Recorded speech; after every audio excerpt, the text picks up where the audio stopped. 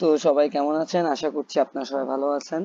তো বর্তমানে ট্রেডিংটা এমন একটা পরিস্থিতিতে আসছে যে বাংলাদেশে পুরো একটা ট্রেন্ডে পরিণত হয়েছে এই ট্রেডিং বিষয়টা।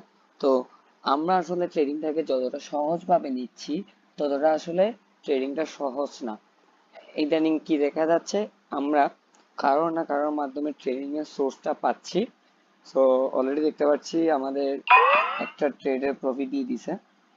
আহ, তো যেটা বলছিলাম, তো আমরা কি দেখতে পাই যে আমরা কারো না কারোর মাধ্যমে আমরা ট্রেডিং শিখতেছি বা ট্রেডিং এর সোর্সটা পাচ্ছি, অথবা কোনো একটা টেলিগ্রাম চ্যানেলের মাধ্যমে আমরা কোনো একটা ট্রেডারের চ্যানেলে ঢুকে তার থেকে সিগনালে আমরা ট্রেড করতেছি এবং আমরা নিজেদেরকে ট্রেডার দাবি করতেছি।